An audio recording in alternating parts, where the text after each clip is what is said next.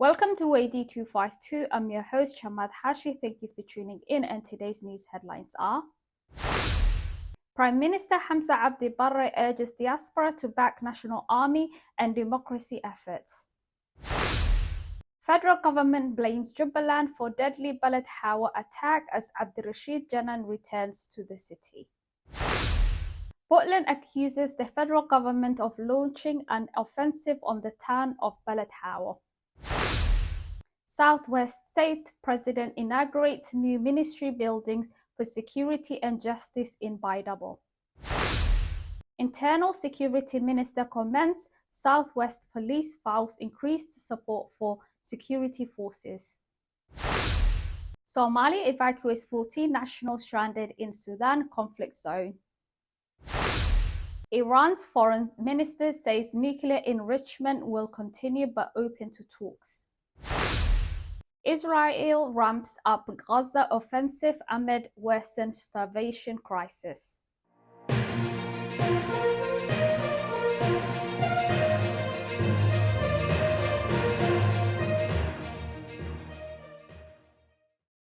Good evening and welcome to the news. First tonight, Prime Minister Hamza Abdi Barre has called on the country's diaspora to play a stronger role in the national development, urging them to support the armed forces and engage in Somalia's democratic transition.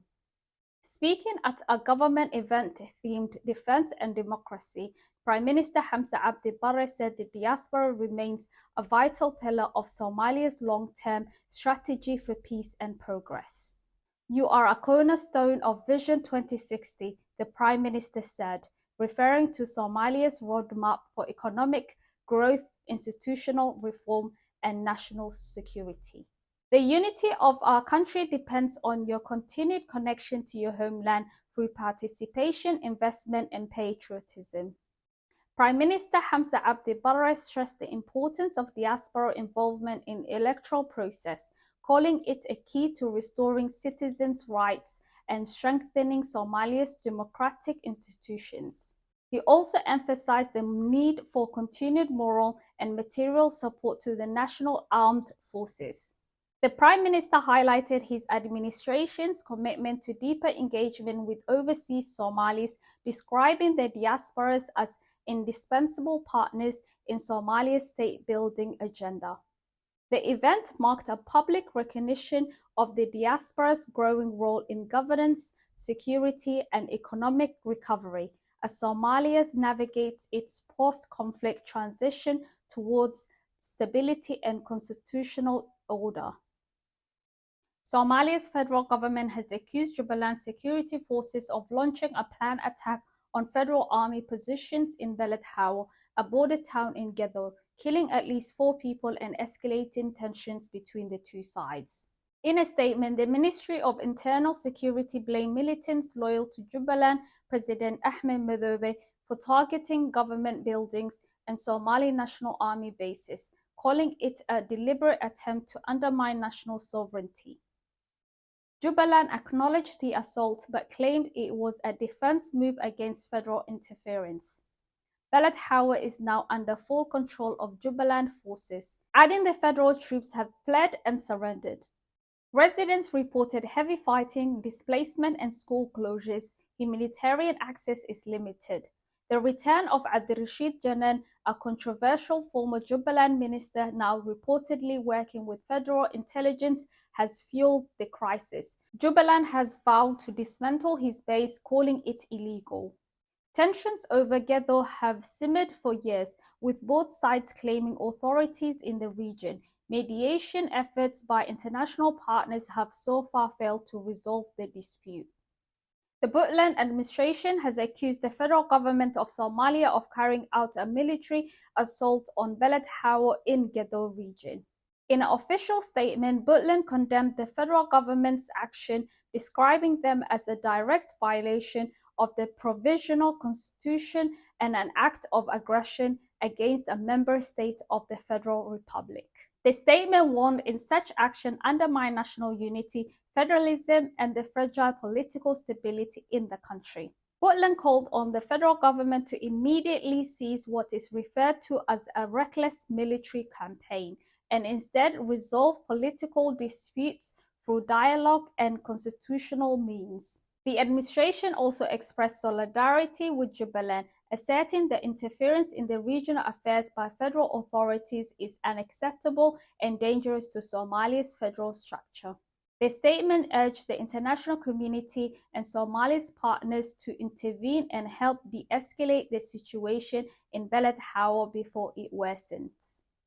The president of the southwest state of Somalia, Abdiaziz Hassan Mohamed Laftagaran, officially inaugurated newly constructed modern office buildings for the Ministry of Internal Security and the Ministry of Justice of the southwest state. The inauguration ceremony took place in Baydhabo and the administrative capital of the state and was attended by key federal and state officials, including the Federal Minister of Internal Security, General Abdullahi Sheikh Ismail Fartag, the Federal Minister of Justice, Hassan Ma'alin, and their respective counterparts in the Southwest Regional Government.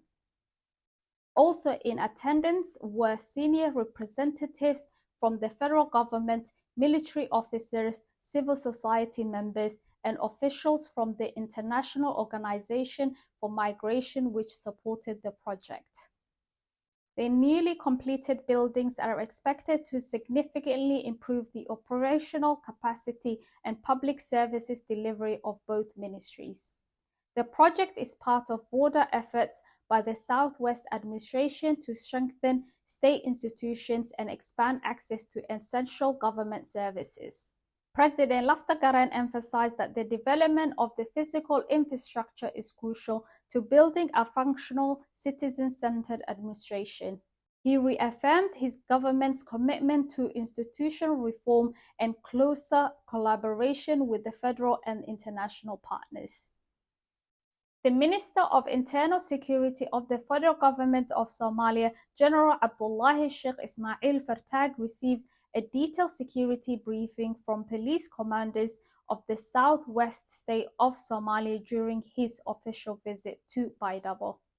The briefing focused on key security issues across the region, including the overall security situation in southwest state, ongoing operations against Al-Shabaab militants, protection of critical roads and government installations, community awareness campaigns, and crime prevention efforts.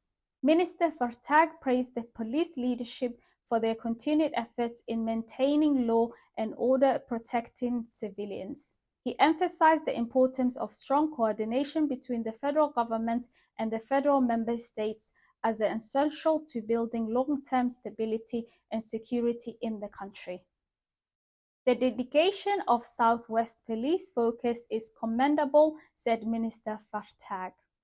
It is only through unity and cooperation that we can secure lasting peace.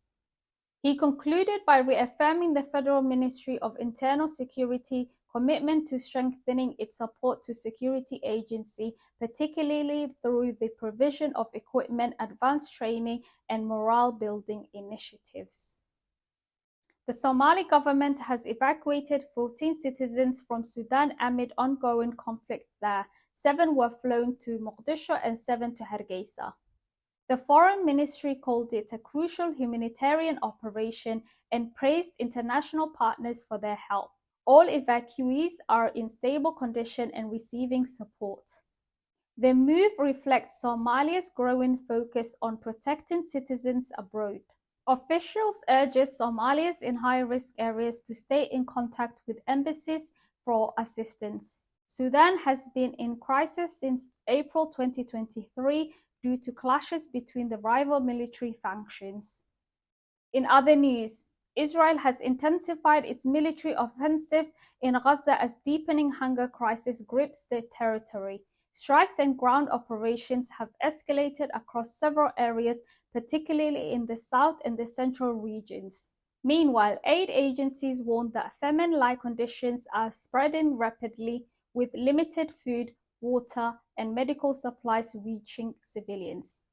The UN has called for urgent humanitarian access, while Israel says it's targeting Hamas infrastructure. Thousands have been displaced again, with many forced to shelter in overcrowded camps or open fields. The humanitarian situation continues to deteriorate, drawing international concern. Iranian Foreign Minister Abbas Araghchi says Iran will not give up its uranium enrichment program, calling it a matter of national pride despite recent US and Israel airstrikes that caused serious damage. In an interview, Araghchi said Iran is open to talks with US but not direct talks for now. He stressed that Iran's nuclear program is peaceful and called for sanctions to be lifted in exchange for confidence-building steps. There is a negotiated solution. We've done it before and we are ready to do it again, he said. That's all for today. We'll be back with more news updates. Until then, stay tuned with Weydii 252. Please do not forget to subscribe, like, and share. It's good night from us.